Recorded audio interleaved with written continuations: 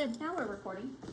Whole muscle energy and how the muscles, how they contract, how they get the signal, but how do they get the energy? Because it takes a lot of energy to actually have muscle movement. ATP is required for actually moving the muscle. So maintenance of resting membrane potential. Sodium and potassium pumps are going to assist with this, and then ATPase is going to, anything that ends in ASE, of course, is an enzyme, so that's going to help with the membrane potentials. Exocytosis, we already mentioned that with the vesicles in the synapse at the neuromuscular junction, and that's going to help the vesicles move the acetylcholine out in the MJ, neuromuscular junction. And moving the myosin heads, that's another area that ATP is used. So we have to move those myosin heads and energize them. And then when we're returning calcium back into the sarcoplasmic reticulum, we need ATP for that. So these are all different areas that ATP is needed for.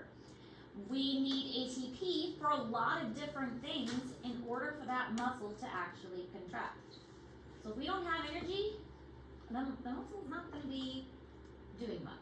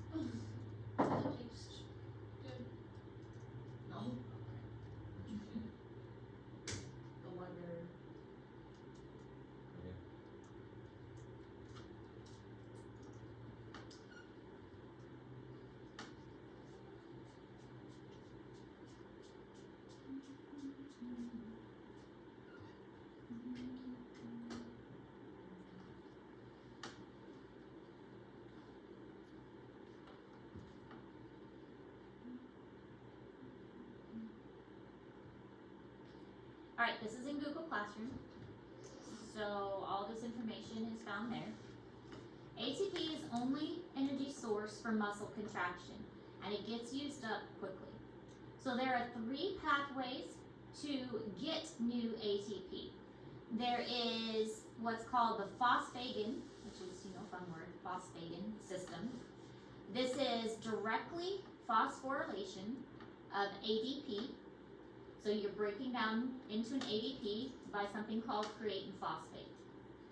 This is a fast method, but not much energy is made by this. So you can get this very quickly, but it does also need oxygen. So you can get energy very quickly by this, and oxygen is necessary for this process. Aerobic respiration, which, thinking back to biology when we learned about cellular respiration, this does break down glucose. This is a slow method. It does need lots of oxygen and nutrients, but it's slow. So, this is fine to get a lot of ATP. It's going to give you a lot of ATP, but it's going to take a while for this process to work. Then you also have anaerobic glycolysis and lactic acid fermentation. This is basically fermentation. And this will work. It's fast. It does need glucose. It does have lactic acid that builds up. Your muscles are going to be sore. No oxygen is needed for this. So it's kind of a last resort. So fermentation and anaerobic respiration, it's not really going to be the first choice. It's kind of the last choice. So really your body is going to go to steps 1 and 2 first and use step 3 as kind of a last resort. So sources of ATP for muscle action. Sometimes there's free ATP, and this is extra ATP just kind of floating around. Really though, you only have enough for about 5 to 6 seconds of intense activity. That isn't a lot. It's kind of like a fight or flight thing. If your body is like, okay, I gotta run now, 5 or 6 seconds of this fight or flight is good, and that's gonna get you out of harm's way if you really need to. But that's not enough for really sustained activity. Phosphagen system, that was that number 1. This is going to transfer the high energy phosphates from something called creatine phosphate. It's going to transfer it to ADP and make ATP. So there's this creatine phosphate, and it's going to go to ADP to make ATP. This will give you another 10 to 15 seconds of high intensity muscle action. So first, when your body is like, okay, let's go, you're going to first have about 5 to 6 seconds of free ATP, and that's where you're going to get it from. It's like your body's got a little bit of leftover ATP, and it's going to use that. Then it's going to use this phosphagen system, and that's going to give you about 10 to 15 seconds of high intensity muscle action. Like, okay, we got about 10 to 15 seconds of this creatine phosphate that we have broken down and changed it to ATP. That's really fast, but we only got about 10 to 15 seconds out of that. So, yeah.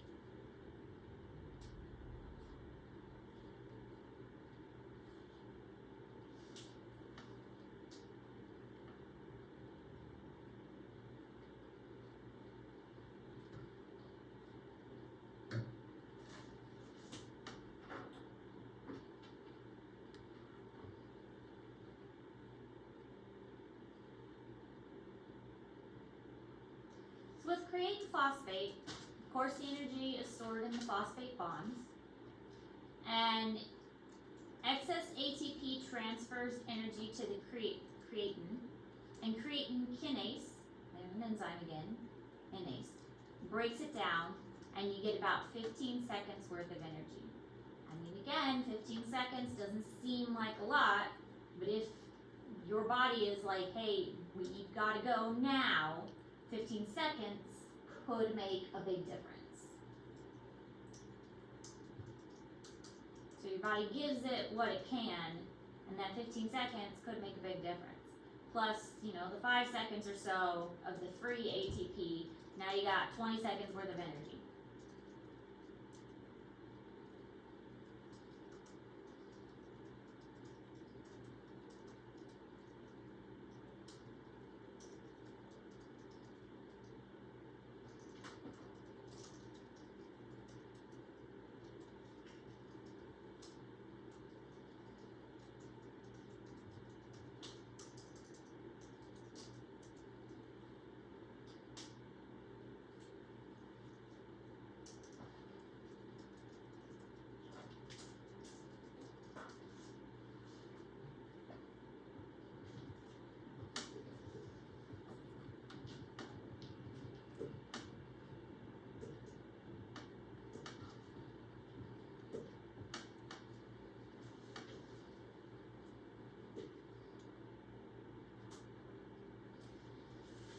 So that is one way,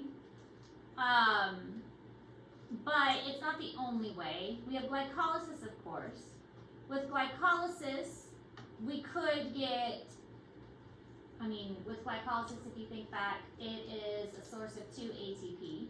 Glycolysis is split into 2 pyruvates, and you get 2 ATP if oxygen is present.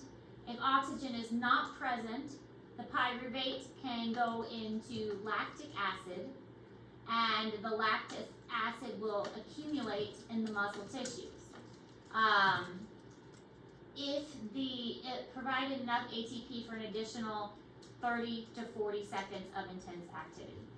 So no oxygen, then we start going into lactic fermentation, and you get 30 to 40 seconds of intense activity. So we're almost up to like a minute here. Your body can do about a minute of activity without oxygen. I mean, that's kind of impressive. Good for us. Mm-hmm.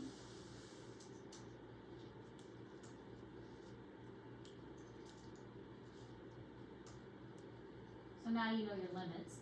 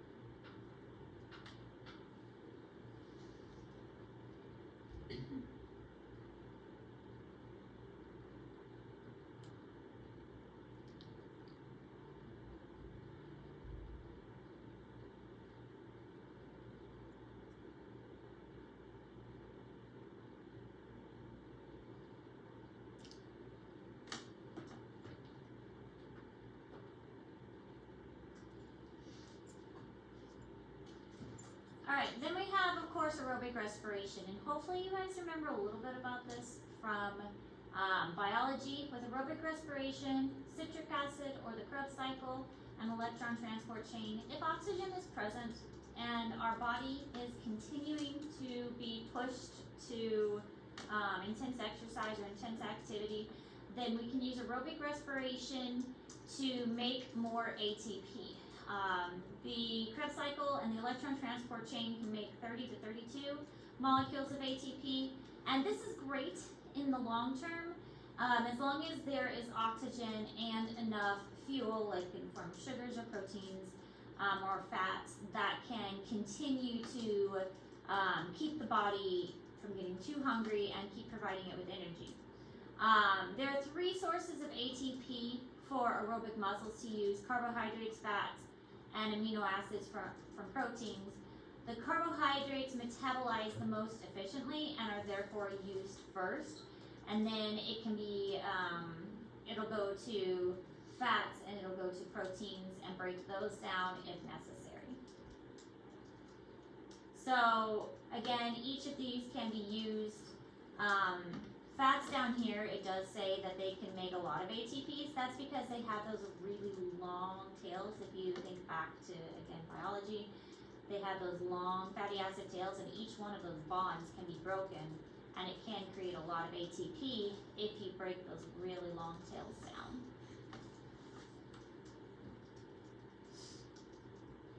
That's why fat is such a good energy storage, because they have so many bonds.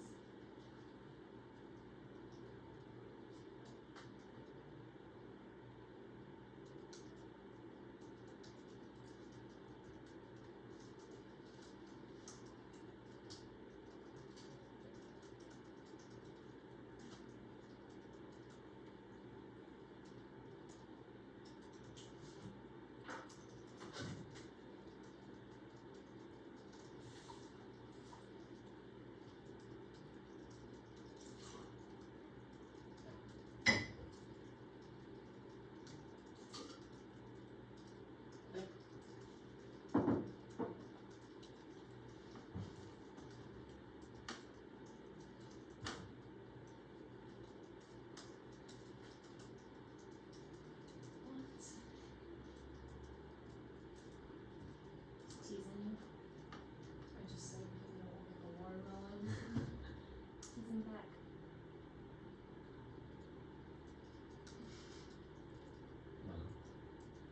I don't know.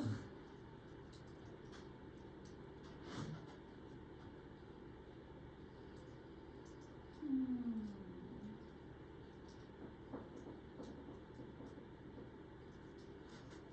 87 on the whole one. What was it? So there's no way to do it without your calculator. At least Dr. Wolski hasn't figured it out. There is a way Cooper did it, and it's really stupid. It was like log of 30 to the power 1 over 2. But to get 30, you still need 5. They didn't give you 5. What 5 is? 10, 3. Yeah, but you still need 5 to get 10. Yes. What do you still have a Very fly good. in here? There's a fly. There's no poppy 30 spinach. is 10 I know. times 3. I know. But what if you don't know the log of 10? It's 1. Log of 10 is 1. Right.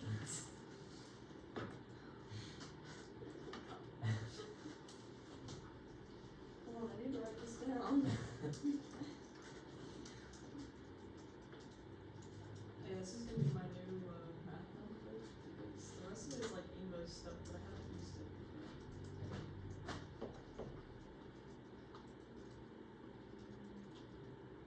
That makes so much worse. You're sorry about that, right? Evan's teaching me the math So- homework.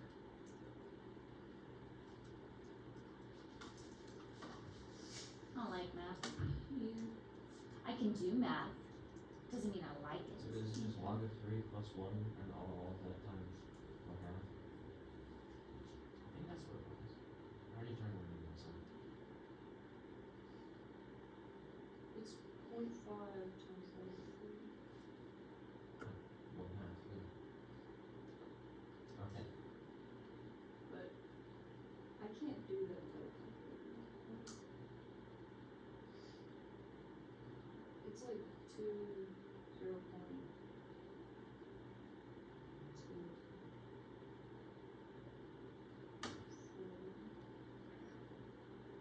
Something like that.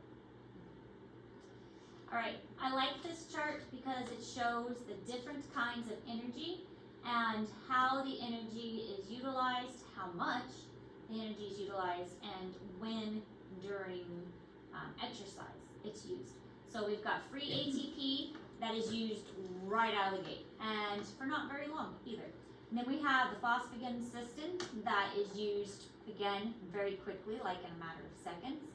And then we have our glycolysis for a little bit here at the beginning. And then of course for endurance, we have our cellular respiration that takes place for the majority of the time. So a series of things really quickly, really fast to get us going, but that's used up, again, very quick because our body can't sustain these activities. So we have to have something that is sustainable, and that's where cellular respiration comes in. And it does create and generate a lot of ATP so that our muscles can have that for a sustainable amount of time. It just takes a little bit for it to kick in. If you think back to the cellular respiration lab we did way back in biology, we had the beans in the tube and the dye got sucked down the tube. It takes a while for that process to work. So we need something to initiate and start until cellular respiration can gradually build up and get going. So what causes muscles to fatigue? It's a series of things. Eventually there's going to be a buildup of too much stuff in our muscles, such as lactic acid, but also if the calcium doesn't go away, then that's going to build up and cause the muscles to get tired too. But we also have a series of hydrogen ions and phosphates, lactic acid, glycogens. All of these are building up in the muscles and just causing them to start to get tired.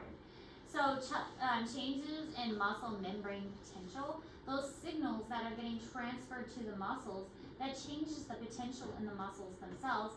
That's going to cause fatigue in the muscles also.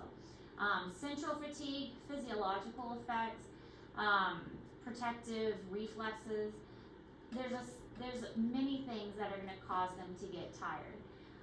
Muscle activity is strenuous and prolonged. The muscle is going to get tired. This is in Google Classroom. An ion imbalance. If you've got, so ions, remember, either have a positive or a negative charge. So if you have too many positive ions, calcium 2 plus, and potassium, they're both positive ions. This positive imbalance is going to cause the muscles to get tired. Oxygen being deficient, lactic acid accumulation, and then not enough ATP. All of that causes an imbalance and makes the muscles tired. After exercise, the oxygen deficient needs to be repaid, and this happens by rapid and deep breathing.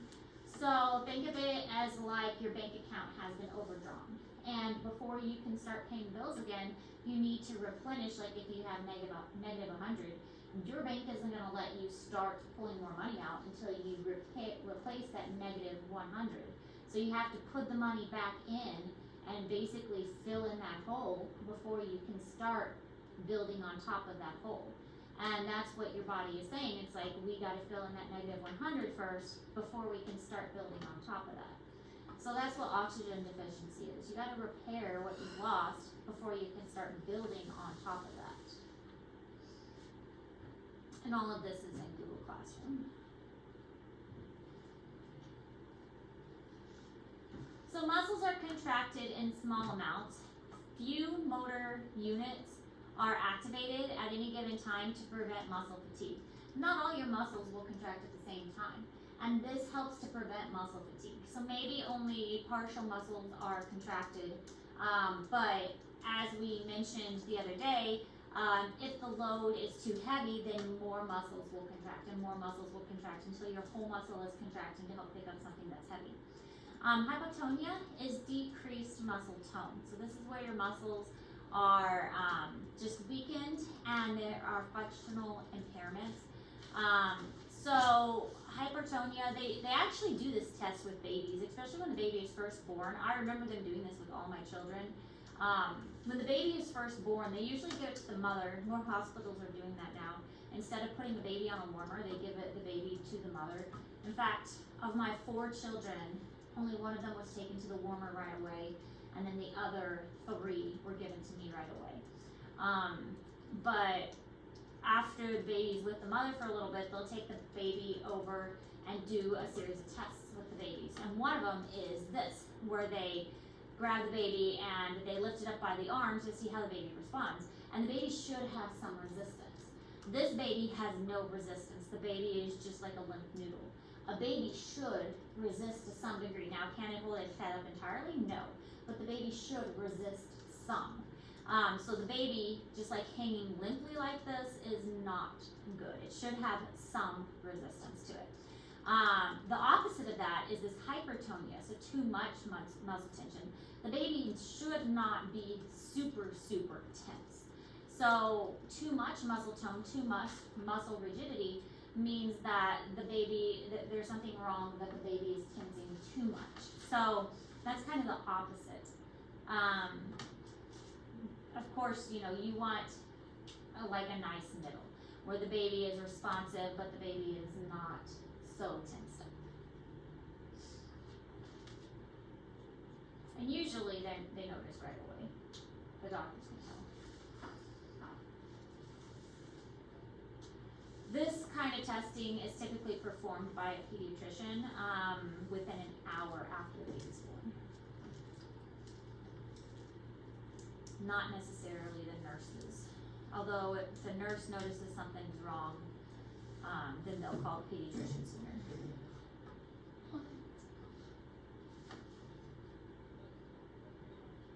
There's a lot that absolutely no competition we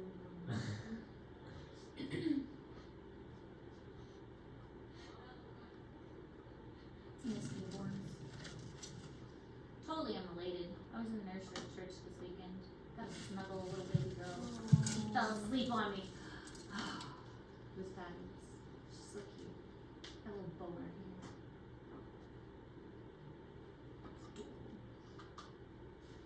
Baby smells so good. I know. My brother and sister-in-law are having a baby in January. So I will get to snuggle a newborn soon. Miss little babies. Alright, exercise increases muscle size, strength, and endurance. Aerobic endurance exercise like biking and jogging, this is going to result in stronger, more flexible muscles with greater resistance to fatigue. But not only is it better for the muscles, it's going to be better on your heart, it's going to be better on your lungs, it's going to, as we already mentioned, it's going to be better for your bones because it's going to make your bones stronger too. So exercise in general is just better for your whole body. It's going to improve your digestive system, it's going to improve your ability to sleep and ability to think. Our bodies were made to move. There's really not a bad thing.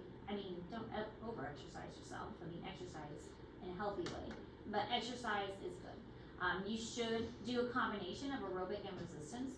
Resistance is like weightlifting and strength training, and this increases muscle size and strength, and looking at the individual muscle fibers and how they enlarge. It's not really advised to focus on one and not the other. Having a combination of aerobic and strength training is usually the best method. Focusing on one and not the other is not an ideal workout because then you're missing key components. If you focus on just strength training, then your lungs are not going to increase their capacity. Your heart rate is not going to be as efficient as it could be. But if you mix up the two and cycle between aerobic and strength training, then your body is going to achieve the maximal effects. Exercise is good. I should exercise more. Just another reason why distance runners are the best. Do you do strength training too? Yeah. Okay, because distance running is a good aerobic and endurance, but do you lift weights? Do you do isometric? Do you? What are you laughing at? You're just sitting there like. I mean, to be fair, I could not run probably the length of this hallway without pretty much dying, so.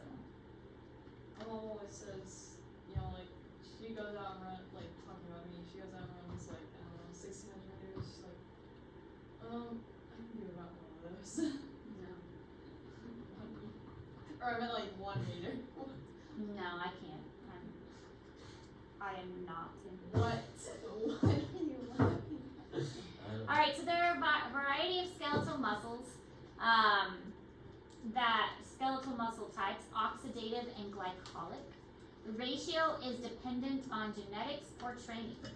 So glycotic muscles, there's 3 types, type 2A, 2B, and 2X. Fast contractive or twitch action. So they're generally paler in color, due to lower amounts of myoglobin and vascularity. So vascularity, of course, means the amount of vessels going to it. And they utilize anaerobic pathways. And so this is basically, in biology, we mentioned, and I think we mentioned it in here, white versus red muscles. So these are more white muscle fibers. They are going to be better for fast, right out the door sprinting kind of activities. So a sprinter who the signal sounds and you have to sprint super fast and you are running as fast as you can and you don't go very far. And that's the glycotic muscles. Then the oxidative muscles, this is the red muscle fibers. They are aerobic processes. They're slow twitch contractions, long-term endurance activities. They have lots of blood flow to them. They have more myoglobin and they're red in color. So they are like Marie, which is a long distance runner. So cross-country runners who do activities that it could be like a triathlon person or a decathlon or, Ironman competitors who are made for endurance and train their bodies for endurance, and they go long amounts of time and they push themselves and are active for long periods of time. So their muscles are going to have more ability to go through the cellular respiration process and break down those the glucose molecules so that they can get large amounts of ATP. So glycotic muscles are white muscle fibers, and they fast twitch and they do anaerobic activities. Oxidative muscles, red muscles, have more oxygen and vessels flowing to them because they are going to do more cellular respiration. It's so dark outside. It's so gloomy. It's gonna be gloomy, at least like rain or something. Exactly. Or, snow.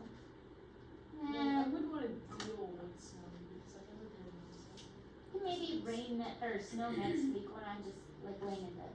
Yeah. All cozy with my heated blanket and then it can snow. I don't have to go anywhere. Then it can snow. Surrounded by kitties. Maybe not the orange cat. He'd probably step on my incisions. He wouldn't even care either.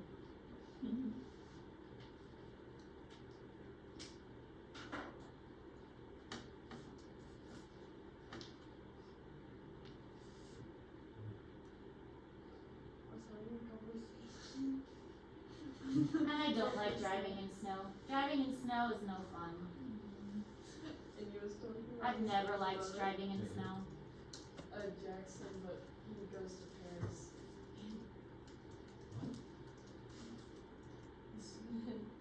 His older brother has Asperger's syndrome. It's like, I don't know what it is necessarily, but he spelled it Asperger's syndrome. Is that what you mean your status is? Yes. That? That's how you spell it, and I put that on my school paper. No. Alright, red muscle, white muscle. Red muscle has more reddish color to it and is going to have more vessel flow and be better at long distance ATP production. White muscle fiber is faster twitch, glycotic, more fresh out of the gate, fast out of the gate, sprinter kind of stuff. And this shows with the different types, so type 1, type 2A, and type 2B or type X, and just kind of the different coloration with them.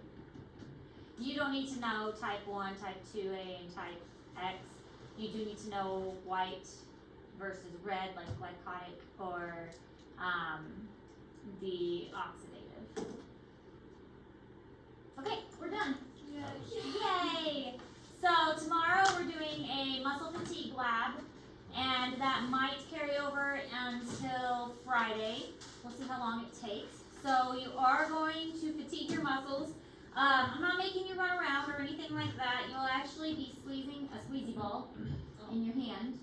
So you'll be squeezing the squeezy ball until the muscles in your hand get tired. So, but I think it's kind of fun. You'll be building up lactic acid in your hand. Oh my gosh. Yeah.